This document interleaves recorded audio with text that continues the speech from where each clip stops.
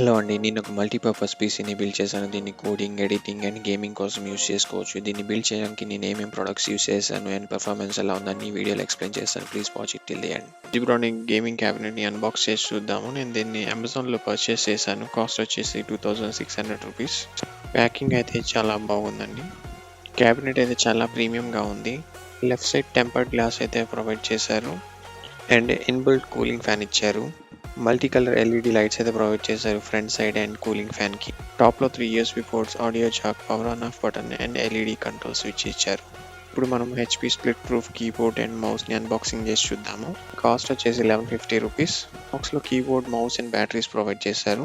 Keyboard అయితే చాలా స్లిమ్‌గా ఉంది అండ్ ఈజీ యాక్సెస్ బటన్స్ కూడా ఇచ్చారు. అండ్ మౌస్‌కి అయితే కర్సర్ స్పీడ్ కంట్రోల్ బటన్ ఇచ్చారు.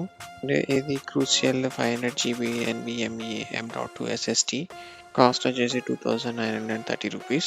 స్పీడ్ వచ్చేసి 3500 ఎంబీపీఎస్. పీసీని బిల్డ్ చేయాలంటే మెయిన్ మదర్ బోర్డ్ అవసరం ఉంటుంది. సో మనం ఎంత మంచి క్వాలిటీ తీసుకుంటే అంత లాంగ్ లైఫ్ వస్తుంది. సో నేనైతే ఏసస్ prime H5 10ME mother board తీసుకున్నాను. ఇది Intel i3, i5, LGA 1200 ప్రాసెసర్ని support చేస్తుంది. దీంట్లో 5x ప్రొటెక్షన్ అయితే ప్రొవైడ్ చేశారు. Surge protection for LAN and stable power supply, over voltage protection and IV protection and DRAM over current protection. On బోర్డ్లో multiple temperature sensors అయితే provide చేశారు. ఇవి proper cooling కోసం చాలా యూస్ఫుల్ అవుతుంది. 2 DDR4 స్లాట్స్ అయితే ఇచ్చారు. 64 GB వరకు ఎక్స్పాండ్ చేసుకోవచ్చు. One on board PCIe M.2 slot అయితే ప్రొవైడ్ చేశారు. దీనివల్ల పీసీ పర్ఫార్మెన్స్ అయితే చాలా బాగుంటుంది compare to HDD and STD. On board DP, HDMI, VGA, USB 2.0, 3.2 ports and LAN ports అయితే ప్రొవైడ్ చేశారు. ఓవరాల్ బిల్డ్ క్వాలిటీ అయితే చాలా బాగుందండి. దీని కాస్ట్ వచ్చి రూ. 6491. ఇది Intel i3 10th generation processor అండి. సో దీంట్లో ఇంటర్నల్ గ్రాఫిక్ కార్డ్ ఉండదు, ఎక్స్టర్నల్ గ్రాఫిక్ కార్డ్ యూస్ చేసుకోవాలి. ప్రాసెసర్లో మనం మెయిన్ చూసుకోవాల్సిన number of course, threads and speed. దీంట్లో అయితే 4 కోర్ 8 థ్రెడ్స్ అయితే ప్రొవైడ్ చేశారు. దీని బేస్ స్పీడ్ వచ్చేసి 3.6 GHz and turbo Boost technology వల్ల 4.3 GHz వరకు ఎక్స్పాండ్ అవుతుంది. ఇది మల్టీ టాస్కింగ్కి చాలా యూస్ఫుల్ అవుతుందండి. బాక్స్లో అయితే ప్రాసెసర్ అండ్ కూలింగ్ ఫ్యాన్ అయితే ప్రొవైడ్ చేశారు. అండ్ కూలింగ్ ఫ్యాన్కి heat sink paste already apply చేసింది, మనము అప్లై చేయాల్సిన అవసరం లేదు మళ్ళీ. దీని కాస్ట్ రూ. 6062. అమెజాన్లో పర్చేస్ చేశాను. నా దగ్గర ఆల్రెడీ NVIDIA గ్రాఫిక్ కార్డ్ ఉందండి. సో అందుకనే ఈ ప్రాసెసర్ పర్చేస్ చేశాను. ఇది XPG 8GB DDR4 ర్యామ్ అండి. స్పీడ్ ఏమో 3200 MHz. కాస్ట్ వచ్చేసి రూ. 1996. ఇది గేమింగ్ అండ్ మల్టీ టాస్కింగ్కి చాలా ఉపయోగపడుతుంది అండ్ లుక్ కూడా చాలా బాగుందండి. ఇది జిబ్రానిక్ 450 వాట్ పవర్ సప్లై అండి. అమెజాన్లో ఆర్డర్ చేశాను. దీని కాస్ట్ రూ. 700 అండి. బాక్స్లో power supply and power cord provide చేశారు. Power supply and SATA cable length అయితే చాలా లాంగ్ ఉందండి. అండ్ కేబుల్కి స్లీవ్ ప్రొవైడ్ చేస్తే బాగుండేది. Remaining all good.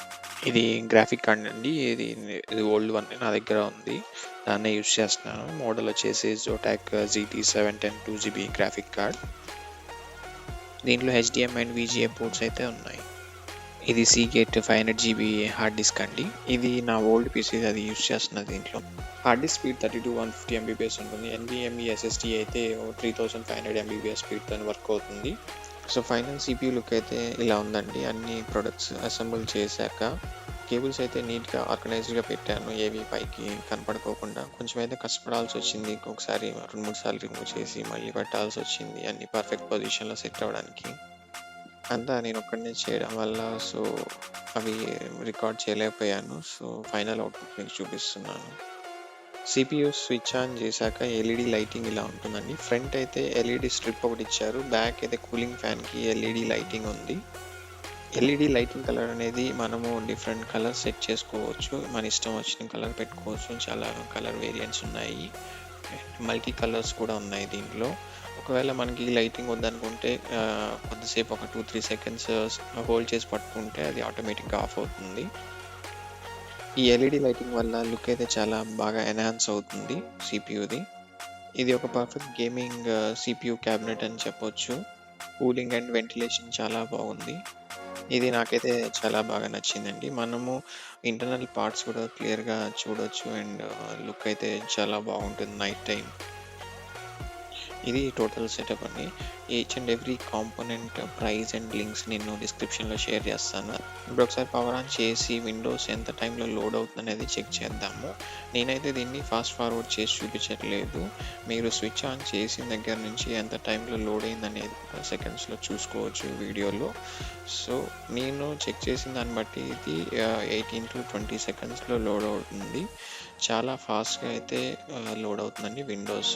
నేను ఫస్ట్ నా దగ్గర ఉన్న ఓల్డ్ హార్డ్ డిస్క్తోని చెక్ చేశాను అండి. విండోస్ ఇన్స్టాల్ చేసి దాంతోనే చాలా టైం తీసుకునేది లోడ్ అవ్వడానికి కానీ, ఏదన్నా కాపీ చేయడానికి కానీ. అది మెకానికల్ హార్డ్ డిస్క్ కాబట్టి సో స్పీడ్ అనేది చాలా తక్కువ ఉంటుంది. 30 to 150 MB అలా వర్క్ అవుతుంది. సో అందుకని నేను NVMe ఇన్స్టాల్ చేశాను. దానివల్ల స్పీడ్ అనేది చాలా ఇంప్రూవ్ అయింది.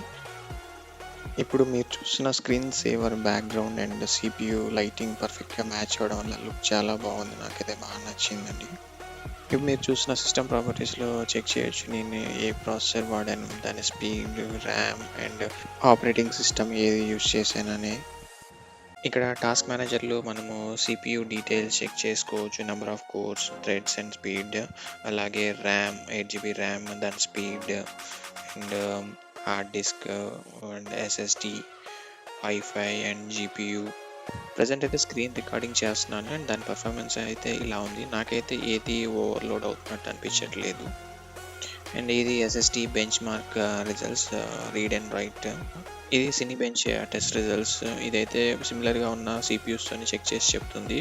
ప్రజెంట్ అయితే i7 11th జనరేషన్ కన్నా దీని పెర్ఫార్మెన్స్ అయితే బాగున్నట్టు చూపిస్తుంది మనకి టెస్ట్ రిజల్ట్స్. ఇప్పుడు నేను మల్టీ టాస్కింగ్ చేస్తున్నాను. At a time screen record చేస్తున్నాను, SD వీడియో ప్లే చేస్తున్నాను అండ్ డేటా ట్రాన్స్ఫర్ చేస్తున్నాను ఒక డ్రైవ్ నుంచి ఇంకో డ్రైవ్కి.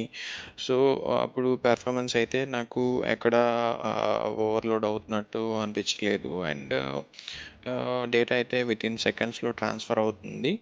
ఒక SDD ఒకటే ఓవర్లోడ్ అవుతుంది బికాజ్ అది మెకానికల్ డివైస్ కాబట్టి. NVMe SSD అయితే ఎక్కడ ఓవర్లోడ్ అవ్వట్లేదు. డేటా అయితే చాలా క్విక్గా ట్రాన్స్ఫర్ అవుతుంది వితిన్ సెకండ్స్లో. పెర్ఫార్మెన్స్ అయితే చాలా బాగుందండి. మీరు ఇక్కడ చెక్ చేసుకోవచ్చు CPUది, మెమరీది and hard disk, SSD, wifi and GPU speeds and performance. ఇప్పుడు పబ్జీ గేమ్ ప్లే చేసి చూపిస్తాను. ఇది కూడా multitasking, at a time screen record అవుతుంది అండ్ పబ్జీ గేమ్ కూడా ప్లే అవుతుంది. అండ్ ఇనిషియలైజేషన్ అయితే చాలా త్వరగా అయిపోయింది. ఇప్పుడు నేను యూజ్ చేసిన CPUలో ఇన్‌బిల్ట్ గ్రాఫిక్ కార్డ్ లేదు. సో నేను ఎక్స్టర్నల్ గ్రాఫిక్ కార్డ్ యాడ్ చేశాను 2 జీబీది.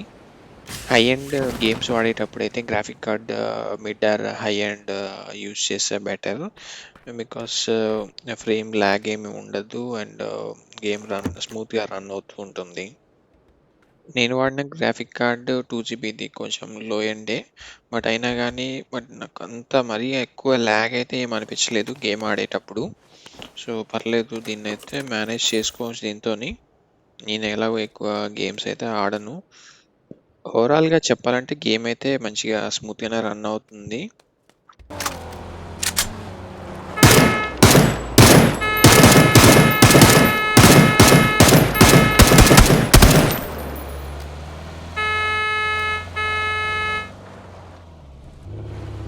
ఇప్పుడు నేను 4K వీడియో ప్లే చేసి చూపిస్తాను ఎలా మా రన్ పాప మీద అవుతుంది. మీరు నాకున్న స్క్రీన్‌లో ప్రేమ పెర్ఫార్మెన్స్ ఫెయిలా కూడా చూసుకోవచ్చు. పాసా లేదా నేను చెప్పినట్లు వరల్డ్‌లోనే ఫస్టా?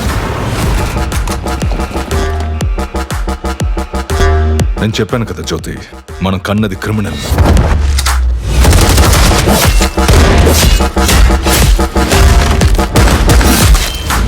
చిన్నప్పటి నుంచి మీ నాన్న మీద నువ్వు పెంచుకున్నది ప్రేమ కాదు, అదో రోగం. I really wish he had died that day. మా నాన్నని బుల్లెట్లతో కాల్చిన వాణ్ణి, బల్బీర్ సింగ్ ని షూట్ చేసిన వాణ్ణి, నేను మాటిస్తున్నాను, నా చేతులతో వాడి గొంతు కోస్తాను.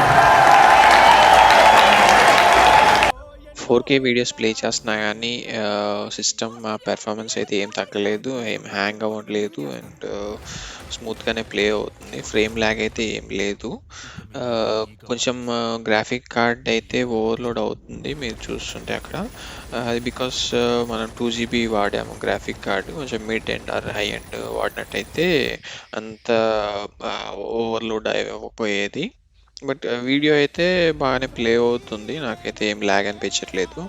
ఈ 4K వీడియో ప్లే అయ్యేటప్పుడు నేను మల్టీ టాస్కింగ్ చేస్తున్నాను. ఎలా అంటే స్క్రీన్ రికార్డింగ్ కూడా చేస్తున్నాను. అయినా గానీ CPU గానీ, ర్యామ్ గానీ ఓవర్‌లోడ్ అవ్వట్లేదు.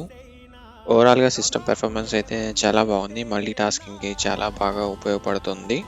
మీరు ఒకవేళ ఓన్‌గా పీసీ బిల్డ్ చేసుకోవాలి, ఏమైనా డౌట్స్ ఉంటే కమెంట్ చేయండి. నేను రెస్పాన్స్ ఇస్తాను. ఇక 'యానిమల్' మూవీ అయితే చాలా బాగుందండి. ఫాదర్ అండ్ సన్ రిలేషన్‌షిప్ బాగా చూపిచ్చారు. Please watch it in theatres. ఈ వీడియో చేయడానికి చాలా కష్టపడాల్సి వచ్చిందండి. సో, మీరు లైక్ చేసి, షేర్ చేసి, సబ్స్క్రైబ్ చేస్తే నాకు చాలా బాగా హెల్ప్‌ఫుల్ అవుతుంది. Thank you.